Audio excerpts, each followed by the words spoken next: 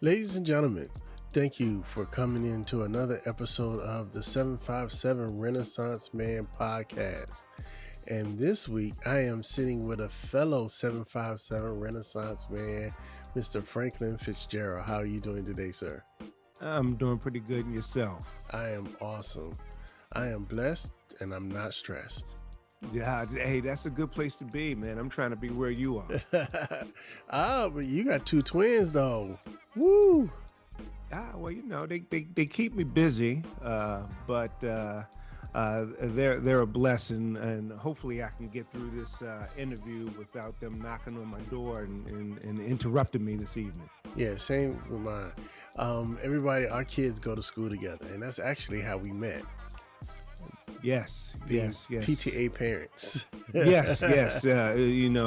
Bumping into each other in the pickup line and seeing them doing school events. So, you know, it's you build relationships with parents when, you know, your kids go to school. So yeah.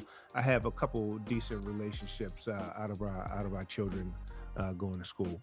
One of the things that's always intrigued me about you, and I knew it without even talking to you. I could smell it on you. You're a black nerd like me. a nerd. Well, you know, hey, I'm gonna tell you about you. A gadget man. That's what I found out. You know, without even talking to you. You know, we're friends on Facebook, and I see you have some tools of the video trade, and you know that's what I do for a living. I work in television, and I see you popping up with some good stuff. You don't chimp on the gear. You do my research. You do it right. Yes. Because it's funds are limited, so I'm always trying to get the most bang for my buck. Yes. And I would hate to buy something that doesn't fulfill the purpose that I need. Yeah, well, you put your hard-earned money in the right places, from what I can tell. So you are doing the right things. I appreciate that. That. So all right. So you mentioned that you work in television. Yes. And didn't you go to Hampton University? Yes, I went to Hampton University, graduated in 1993 with a degree in public relations. Okay. My sister was behind you. She graduated in 2000, I believe. Yeah, 2000. Okay. That's a little ways behind me, though. Well, my mom is in front of you because she graduated in, I want to say, 70. Okay. All right. And then my dad was in 71, 72. All right. That's what's up. Yeah. That's what's up. I was the black sheep. I went to Norfolk State. Hey, I can't help you right there. I should, I should go ahead and change my sign on the back wall. I'm from Baltimore. I got my Baltimore Ravens up there, but I also have Hampton University sign that I put up there every now and then. Nice. I'm going to invest in one of those. Yeah. So what brought you from Baltimore to Hampton? I went to Hampton University. Mm-hmm. I went to Hampton University, and you know, after I graduated, I wasn't a big fan of returning to Baltimore. Mm-hmm. So I just stayed here and pursued employment, and I was blessed to find it, and landed a couple decent jobs in broadcast television here, with WTKR TV3 and WVEC Channel 13 as a photographer and editor before I landed a job at NASA, and that's where I've been since the mid-90s. Okay. Mm-hmm. And one thing I've noticed because I grew up on the other side. Mm-hmm. I grew up in Chesapeake. And a job brought me to this side. And once I got that job, I was like, I'm not driving across that tunnel every day. You can forget. I don't care how much money y'all got. I'm not doing it. Right. So, coming here now, I've always, like I said, my family's deep with Hampton alumni. So I've Hmm. always come here as a visitor. But I love the city of Hampton, man.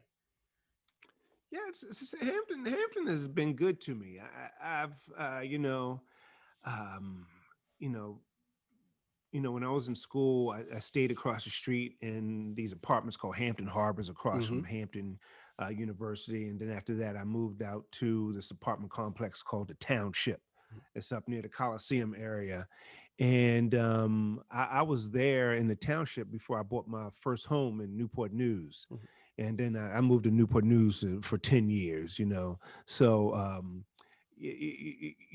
but still at the same time I lived in Newport News, I worked in Hampton. Mm-hmm. So Hampton's been good to me. I live in Hampton now, and you know, this has been my home for more than half my life. I like the Hampton it's a small city, and it has a small city feel to it, and I think that's what I like about it. I love the activities that the city does, like the block parties and the concerts they're having or something when it's not COVID, of course. Right. But it seems like it's always something to do. It's always some kind of festival. And it seems like some of the other cities around here just don't do that. And when they do, like Norfolk, they do them, but they're on such a grand scale. Sometimes it's too much. Like some What? Harbor Fest can be overwhelming sometimes, as opposed to the Pirate Fest. Well, Norfolk is a bigger metropolitan city in for Hampton Roads metropolitan city. And they have the waterfront, so they can do things on a grander scale. Hampton is, I think of all of Hampton Roads as rural areas Mm-hmm. coming from Baltimore, Mm-hmm. because Baltimore is a real city, Yeah. with an inner city. Mm-hmm. So it is what it is. But I've done Harbor Fest, I've done the Pirate Festival, I've done Reggae Fest, all the festivals that can be had or have been had down in Norfolk and stuff up through Hampton. I've done it all over the years. It's good to have something that you can go to, Yeah. living Yeah. in the city. Mm-hmm. But the thing with Hampton is like Hampton, I can go grocery shopping and run into one of the kids' teachers, you know, Right. and that feel is something that my wife before she passed away, she was from Baltimore, and we Mm-hmm. met in Baltimore, and we both decided that we didn't want to raise children in Baltimore, and that's why we ended up coming here. And I love visiting Baltimore. I Mm-hmm. love it. And I love eating in Baltimore. There you go. Oh, is it Lexington Market? Oh, I can go there That and stay there all day. I used to drop on by Lexington Market after school. It was like out of the way. I used to hop on the subway and go on downtown. They had a Lexington Market stop, and I'd get off there and just go in and eat donuts and buy chicken wings Any and get all swole Parks up. chicken, yeah. Yeah, and then how they used to have this spot. I didn't know if it was down at Lexington Market. It may have been down at Lexington Market, but it was at a mall near my house called Ricestown Road Plaza. Okay, This I'm place called familiar. Pollock Johnny's, The and they used to. sausages. Yeah, Yes, yeah. yes. Used to roll up in there. Man, let me tell you, Baltimore has always been good for food, and my parents are still alive and well in Baltimore. My sister and my nephew and my cousins. So when I go back, first thing I do when I get to Baltimore, I'm looking for crab cakes. Yes. You know, And that's how I, I got to Lexington Market. yes, you can find anything you want to eat at Lexington Market. Faley's. Period. Faley's crab cakes. One of the I best have crab cakes I've I ever have not had. had them. They, it's like they put the crab together and they just sprinkle just that much to hold it together. Okay. So it's not a lot of filler in there. No, it's like as soon as you put your fork in it, it's gonna fall apart because it's Right. all big lump crab meat. That's what's up. My place that I go to is called Papa's. Papa's. It's in Cockeysville. Mm-hmm. And if you ever have an opportunity to go to, I got stuff popping up on my screen. What in the world? I haven't turned Siri off. So if you ever in Baltimore, y'all look up Papa's. They have these 8 and 10 ounce crab cakes, and I think they are 17 and maybe $21 Mm-hmm. for them, and that's just a crab cake only. Mm-hmm. But it is literally all lump crab meat. They got a nice little sauce that they serve on the side, and I can chain eat those things. They're delicious. Yeah, you live not too far from my father-in-law. He lives right off Ricerstown Road. Oh yeah. I went to my middle school. Mm. Was in that area. It's called Falstaff Middle School. It's walking distance from Ricerstown Road, right there, like on the border of Ricerstown and Pikesville. Okay, Yeah. yeah, I'm familiar. Yep. Yep. So, what got you into journalism and broadcast? Oh man. Um, when I was in high school, I didn't really know I wanted to do, when I graduated from high school. But I came from that household where my parents was like, listen, you going to school, you going to college. Right. And so I had to, feel my way through that. And when I was in high school, I took a creative writing class. And my teacher told me, pulled me up one day. She was like, Franklin, your writing is pretty good. You might want to, kind of pursue something in that area, when you get out of school. And you never, when you get out of high school, and it's just those little things that a teacher can say to you, whether it be a teacher, a coach, Mm-hmm. that they will plant that seed. And so I started looking for, off of just that one conversation, I started looking for things that I could do where I could write. And public relations. I'm not a big public speaker, but I saw that, hey man, you do writing and public relations, writing press releases and doing stuff like that. So I just said I'm gonna focus on PR, and I went to school and I majored in public relations. While I was at school, the public relations department, number one, was inside of the School of Communications. So it was in the mass media arts department. Mm-hmm. And I had the opportunity to become a journalism student and focus on journalism, but I was like, this mug is not made for television. So I always thought that folks who did journalism were going to be in front of the camera if you were in television journalism, but you could also have been in print journalism, and I just didn't want to be a reporter. But I did at that time have a love for television, and my mother bought me one of those VHS handheld camcorders as a freshman in Hampton. One of the And big over the shoulder. Over the shoulder, yeah, big plastic joint. You push the button, big tape pops out, pop it in. And I walked around campus and I shot videos. And I went ahead and edited those videos on the little VHS editing machine inside the mass media department. And those videos that I shot were, usually those of the Greek life on campus. And I offered them for sale and people purchased them. Okay. I was the hustle man. I was selling mixtapes before they were selling mixtapes, but they were just videos. And I would sell these videos for $10. $10 back in 1990. What 30 years ago. Right. 30 years ago, selling videotapes for $10. And that was just something that stuck with me. And when I got out of school,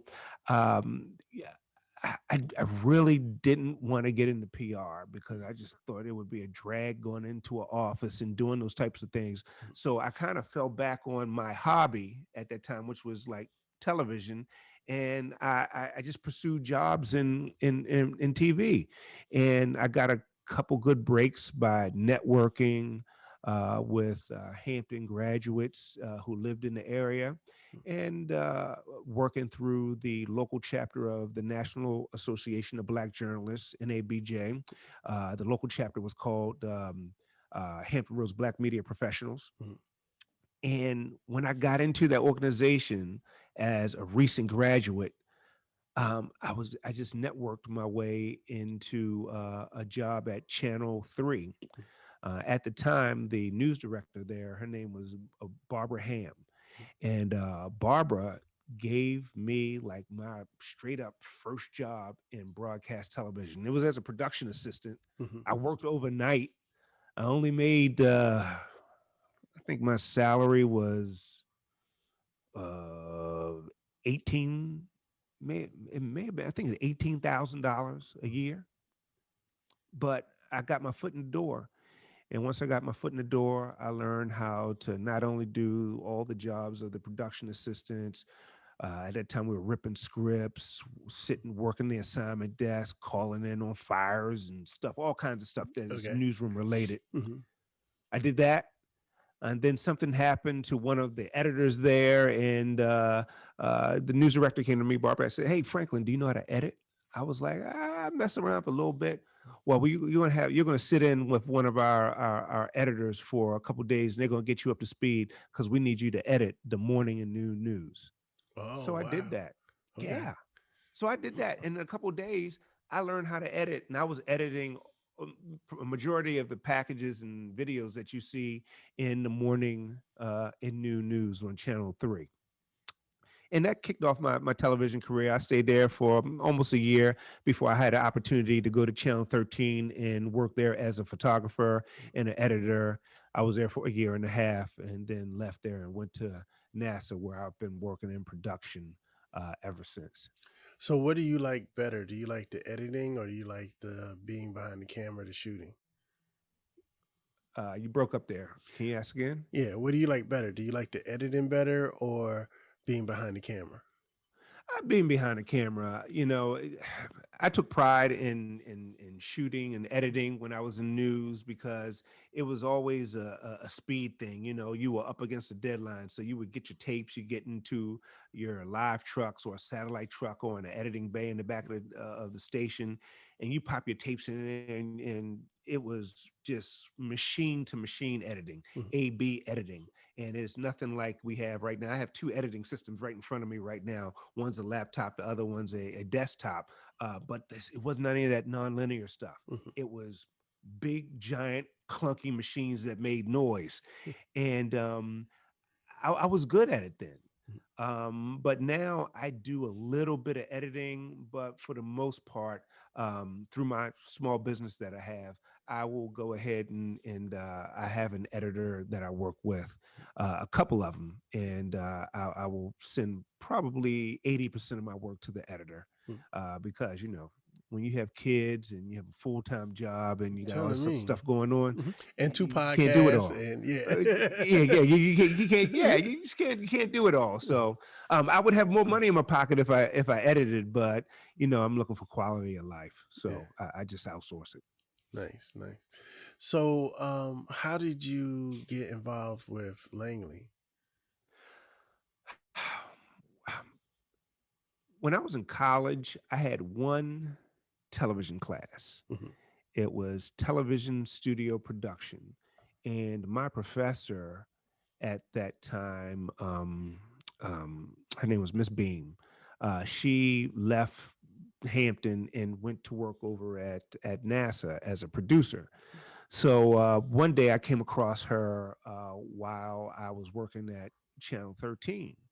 And I said to her, I was like, "Hey, how are things going over at NASA?" And she said, "It's good." I said, "Well, if you ever have an opening over there, let me know. I'd love to check it out." And I don't know, less than 6, 7 months later, I was in my truck and she called me and said, "Hey, Franklin, we have a job opening. Why don't you come in and interview for it? I came in and interviewed and got the job, So and I've been there ever since. what kind of videos do you make for NASA? Well, a lot of stuff is at NASA. They do a lot of research and development. So you're just documenting, testing as it goes along. And we also did a lot of educational programming through the Office of Education. So we did some like children's programming, short format and long format. We did public affairs. Mhm. We did live shots where your local So you have a stations lot and more variety in what you're shooting there. oh yeah. It's Mhm. it's it's, it's something different every day. Mhm. So it's just last week I actually went into the center, and I don't know if you ever drive by Langley. You see that big structure that's red and white Mhm. on the skyline. It's called the gantry. Mhm. So there they do swing tests, and they were doing a drop test for the Orion crew capsule. It's the new NASA's new space capsule, and they were just dropping it in water. So I was able to go ahead and shoot that the other day. Now, this is what I want to ask you because so to me coming up, NASA was a huge deal. Uh-huh. Like, and I don't think as a little boy I realized that I lived so close to NASA, you Mm-hmm. know, and I think my kids take it for granted. Like, a lot of your coworkers live in Hampton, and that's one thing I love about NASA. The people that work for NASA usually stick around this area, so we're surrounded by a whole lot of smart people, And one of our kids' classmates, grandfather works there. I'm not sure if you're familiar with Mr. Goodman. I'm not familiar. Well, he took my daughter to lunch at NASA, and she was all nonchalant about it, like, "Yeah, I'm going to work with Mr. Goodman." I was like, "Do you know where you are? Do you know, as a little boy, what I would have done? That's where the space shuttle came from, Do you understand? So, do your kids have appreciation for where you work?" Yes and no. Mm. The I leave Hampton. We do a lot of work at the Langley Research Center that feeds into a lot of the more glamorous and noteworthy projects that you see in missions. And I leave Langley to go to Cape Canaveral to Mm. cover launches. So when I get on the road and I talk to them, I kind of show them. I'm like, "Hey, I'm here at the launch pad, and like, look at this rocket right here. I'm right here." Right. And that is a big deal because their dad is right next to something that's about to go in space. When I'm sitting here at Langley here in Hampton, I'm just going to the office and coming back home, Right. and there's nothing tangible that they can kind of grasp onto that says, "Hey, NASA," except the logo on my shirt. Mhm. So they get it, and when I'm on the road, they get excited and they want to do FaceTime and see everything around me. Mhm. So um, they are in awe about NASA, but it's only when I'm doing the super cool stuff. Nice. Right, Yeah, right. yeah, Yeah, my kids are just so like, okay, that's all right. But I think right. we came up in a different generation too. Hmm. Like our kids are just, they're used to people going to space. Like, the space shuttle was a big deal. It was new when I was a kid. Yes, You that's all know, we knew. a reusable spacecraft. And I told you, Black Nerds, I was already into science fiction and everything. I wanted them to go find Chewbacca. You know what I mean? That's awesome. And then when the movie Hidden Figures came out, I think that's when my daughter kind of started to get it a little bit. And except for she was like, "That don't look like here." I was like, "Well, parts of the movie look like here, but they had to take creative freedoms with that. Like Right, when she went to court, that looked like right. downtown Hampton because we have a Uh-huh. very recognizable. They used the old court building, and I was like, "Yeah, Uh-huh. my office is right down the street from there." I was trying to get my little daddy cool card. Right, right, right. They didn't care. Yeah, working at Langley in television.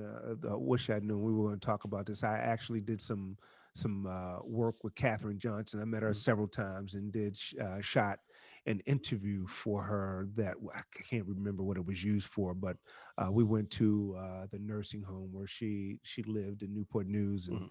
and shot that several years ago. So when you speak of hidden figures, the author of the book. Hidden Figures actually came to our building and did some book signings and did some speaking engagements at Langley. So it was cool to see these people in person and kind of get the backstory on what they were doing. Yeah, yeah. We ran into her once by accident, but it was way before the movie. It had to be maybe at least a year or two before the movie. Okay. And And who's this? The author or Katherine Johnson? Kathy Johnson. Okay, cool. And she spoke to Jai. She was like, what are you doing in school? What do you like? And Jai was like, I like math and science. She was like, good, you should do that science. I'm a scientist. And we were like, thank you. It was a nice old lady. Ha ha ha. Then later on, I didn't realize it until after I saw the movie and they showed her picture at the end. And I Who you was were talking like, to? right. I was like, wow. She was just a nice old lady. It took Right. interest in my kids. It's That's amazing. that's cool. That's so cool. That's so cool. And see, that's what I mean about living in Hampton. It's like you just bump into people and not even know, oh yeah, he's a rocket scientist. Yeah, they're all over the place. Yeah.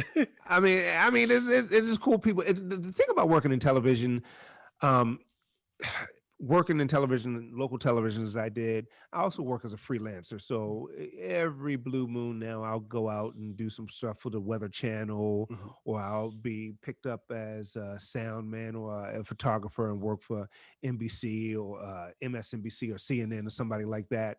And you get out and you see people and you get to meet people and go places and do things, and through television, I have been afforded the opportunity to travel around the world, Mm. as far north as the Arctic Circle. Nice. It was freezing, but I made sure I had the best clothing that North Face could buy, that North Face could provide, that Right. I could buy.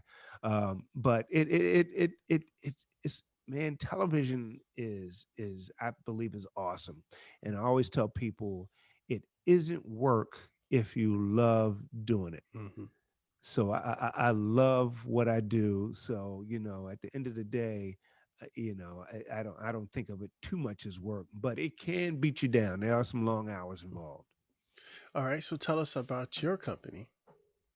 My company, Franklin Fitzgerald Photography and Video. Um, I've had a couple companies over the years by different names, but I added photography to what I do back in 2008, 2009. So I changed the name to Franklin Fitzgerald Photography and Videos, just kind of keep it simple.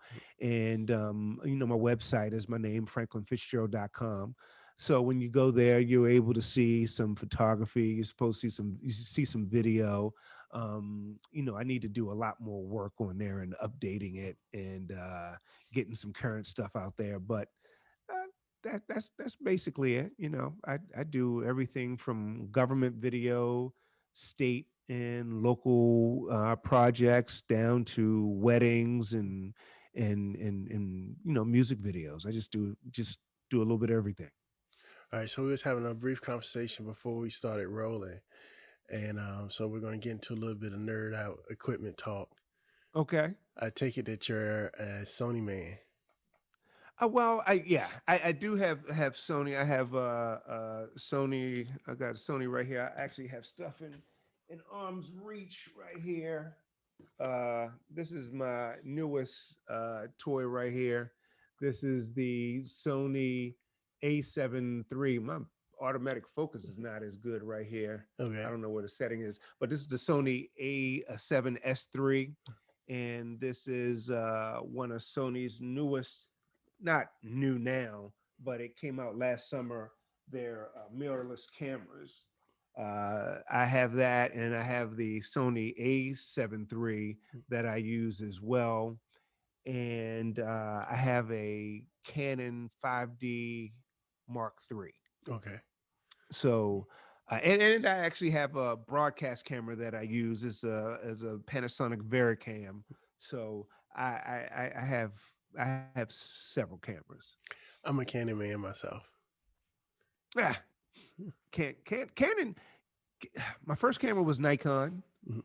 I think it was a D300, and then after that I moved to Canon. And when Canon dragged their feet on upgrading and just upgrading their cameras, I had to jump, Right, right. and I jumped to Sony, but I still have a ton of Canon glass, Mhm. and I will never abandon it, because I was just telling my wife the other day that I do want to get another Canon camera, but And that's the main reason I went with Canon. That yeah, Canon glass is so available, and yep, it's priceless. It's like, and that was one lesson I had to learn.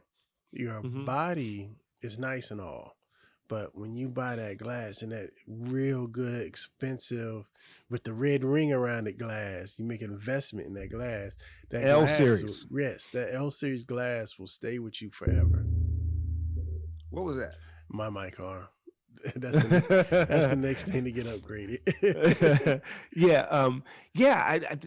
That's it. I actually I have a studio space, so in my studio I shot an image on my 5D Mark III, and then I took out my Canon T5, which is like Hmm. a The consumer $500 version, camera. Yeah, yeah. well, yes, $500 camera. Put the same lens on it, and went ahead and shot the same image inside my studio, indistinguishable. Hmm.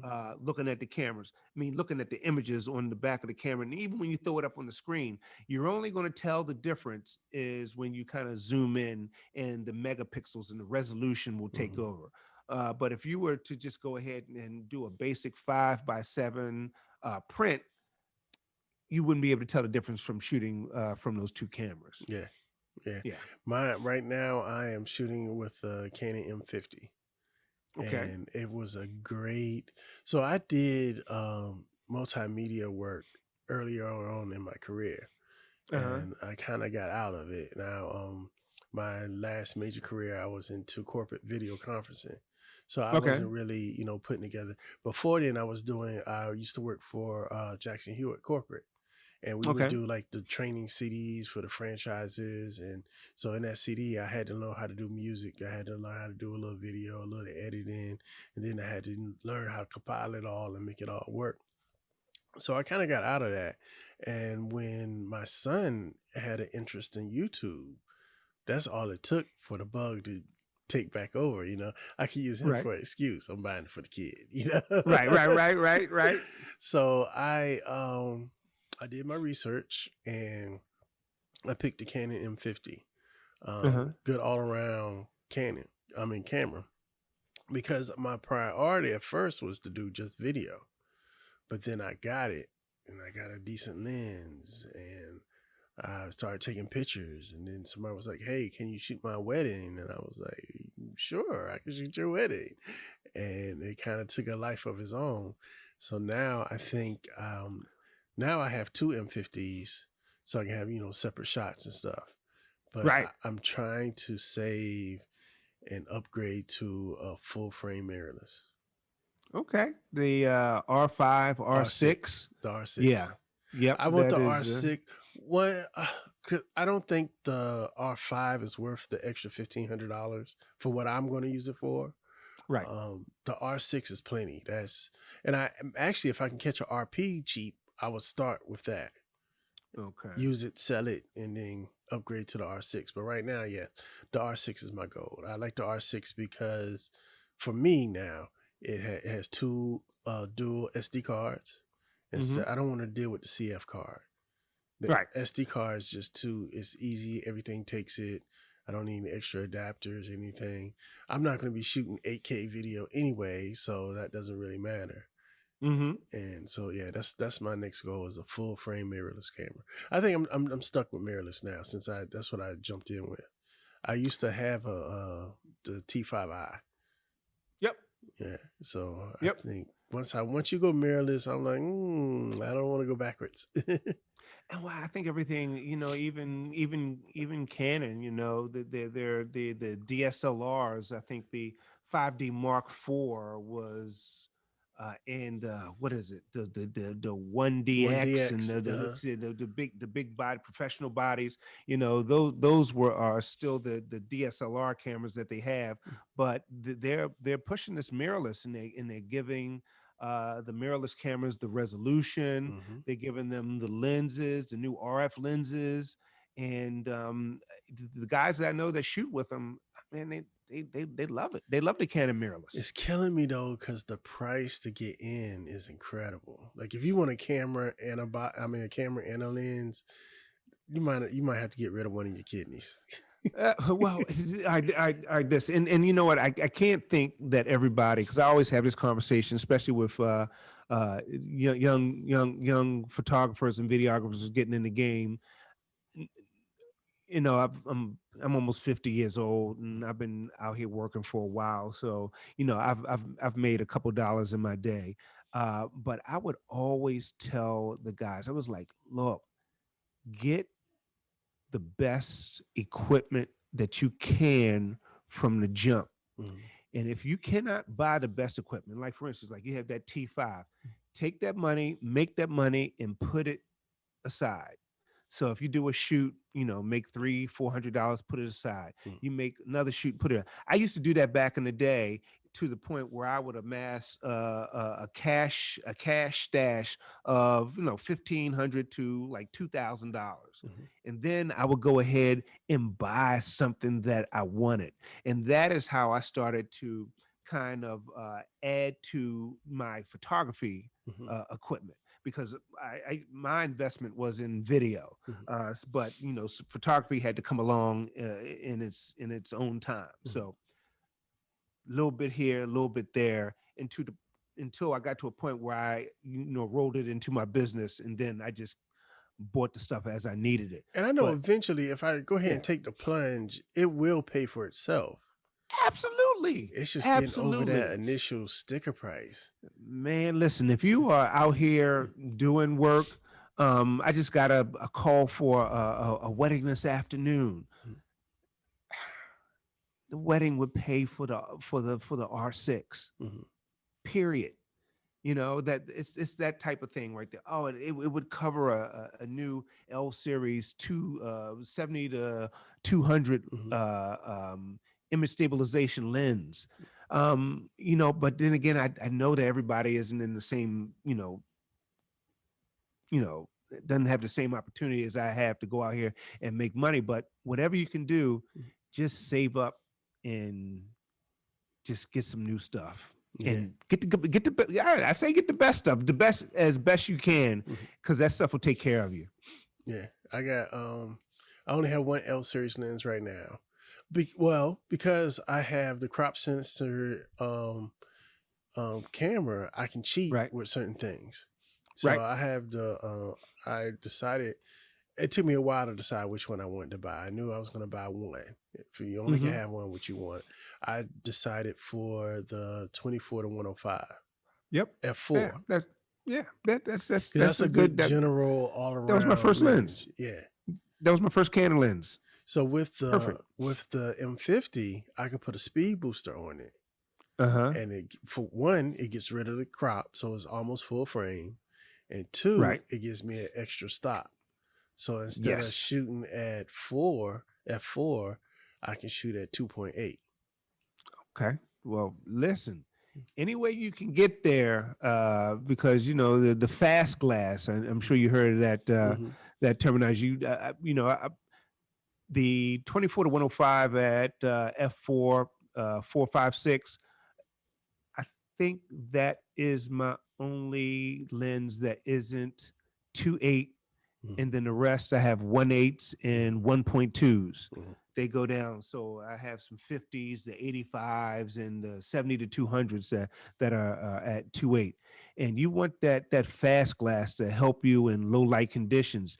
And usually when you have these smaller cameras like the T5, they're not going to do well in low light. Mm-mm. Not at You all. need these you need these full frame big sensor cameras to get that resolution and work well in low light. So that's something you just got to think about when you're out there looking at I cameras. won't buy anything slower than a 4 with this particular camera. Mm-hmm. And but like I've used that trick on. I got two different 50 millimeters. I have a Canon 50 millimeter 1.8, and then when Uh-huh. I put the speed booster on it, it's 1.2. I know you out there just shooting up some Right, stuff. but then I could take the speed booster off and put a regular adapter, and it's almost 80 millimeter, Right. but 1.8, which is still, you get decent images. So I caught Great and images. my thing with being single parent with two kids is I try to pay the least amount for the best stuff I can get, and with that I'm not scared to buy refurbished or used. So I ended up catching a Sigma 50 millimeter 1.4. Mm-hmm. I put the speed booster on it just to see what it'll do. It went Right. down to 1.0. I was like, oh, okay. But I That don't, thing is wide open. right, yeah. But I like the Canon better because the autofocus is a lot snappier than that one. Are you shooting it? Are you shooting with flashes on camera or off camera flash? Yes, I've just started this last few months lockdown. I didn't have anything else to do. So I started shooting with speed boosters. So I Okay. got the speed booster and the little trigger, and I got 2 or 3 of those. And I've been playing around with them. But the kids are so tired of me taking pictures of them. They were like, Daddy, we're ready for lockdown to be over so you can take pictures of somebody else. Please. No, I do not want to sit for another picture. So my next, Yeah, as far as lighting, my next thing is I want a studio. I want a real studio light. that's what's up. That's Yeah. what's up. Strobes. I'm looking in my space here. My equipment rack is right here on the side of me, so I'm looking at the strobes and Mm-hmm. lights, and it's just everything is here. So I know exactly what you're going through. There's so much stuff that Yeah. you could get. So And um, Amazon doesn't help. Like, at oh, least back in the day, you at least had to wait or you had to go. The only places to go back in the day was Circuit City, Radio Shack, mail order. That whole instant gratification of having anything you want from Amazon is bad. my go to is B&H Photo, and Uh, it was so funny. I came over from the house today, and I just received some cables. These uh, are cables that I use to hook up my recorder monitors. I have these monitors called Adamus mm-hmm. I know, I'm monitors. familiar.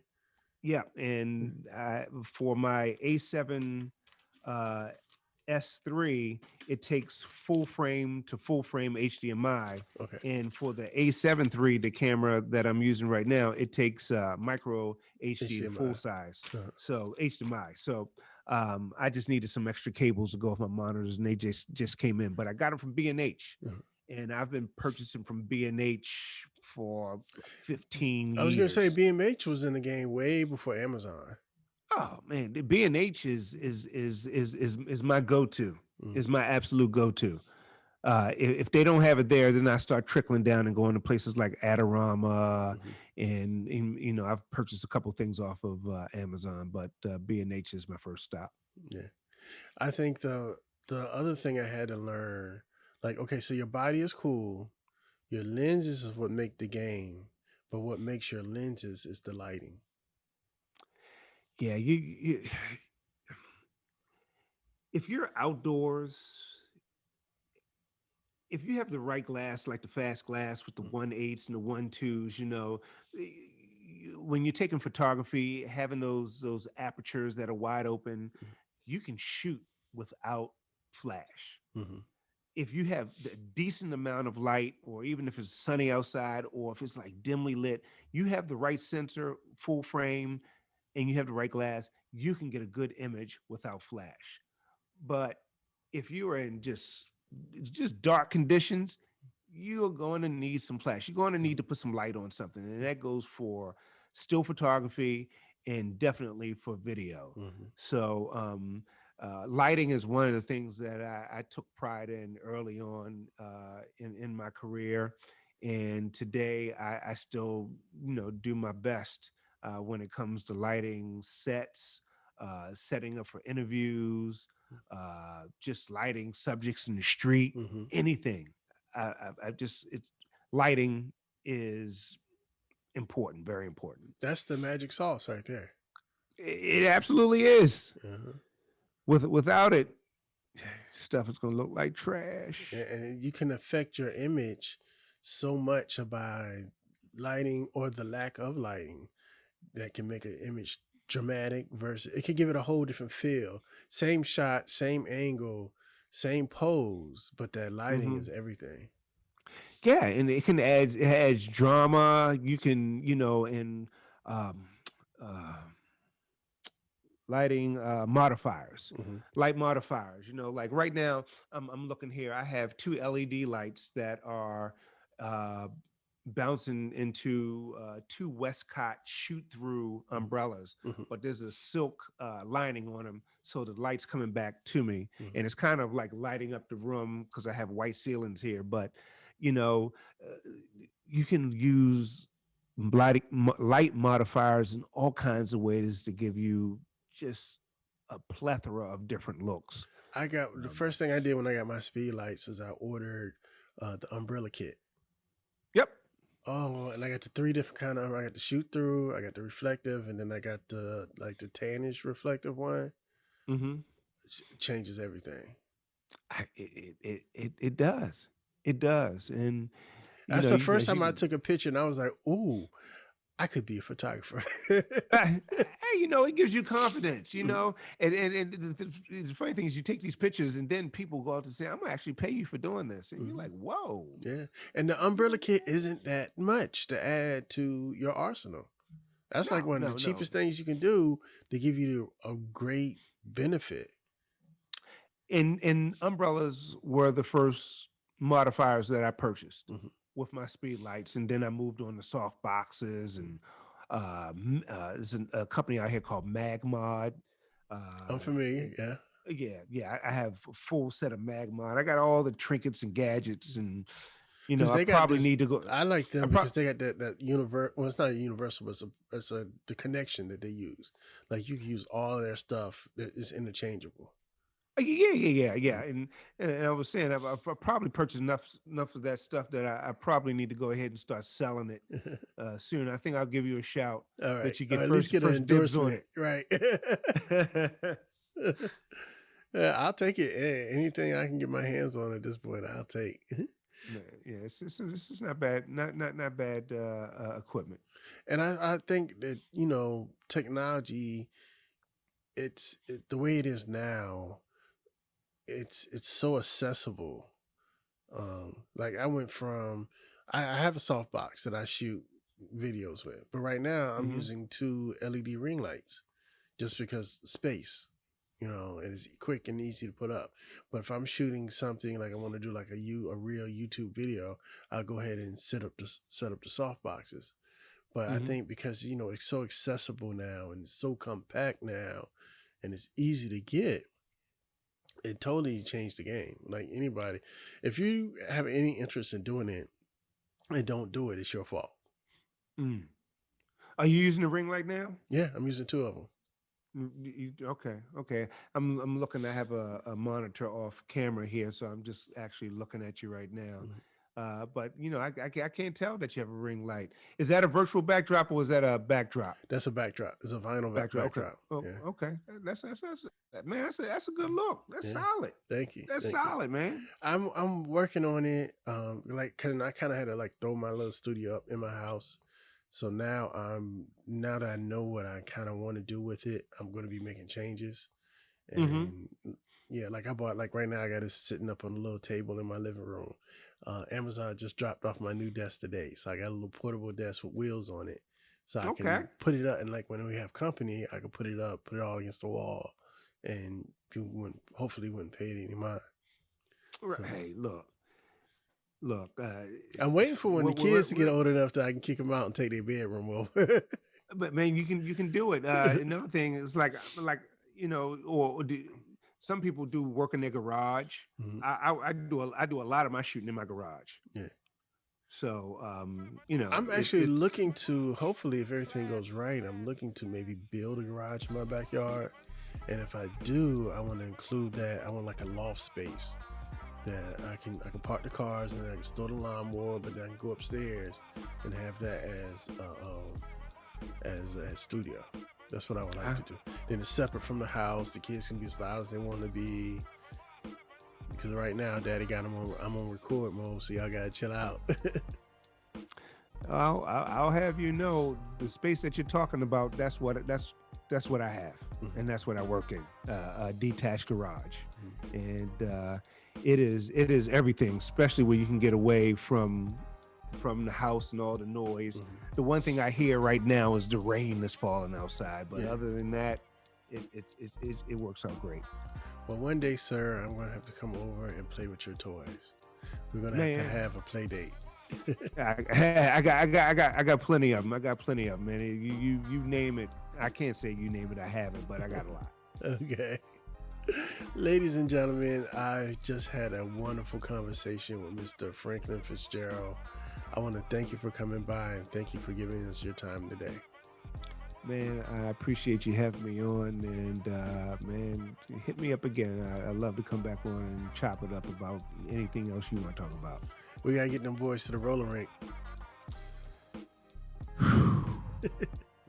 We'll see. All right, sir, it was good talking to you. I want to thank you for coming by. Ladies and gentlemen, that's Mr. Franklin Fitzgerald. I'm Sean, and we are out.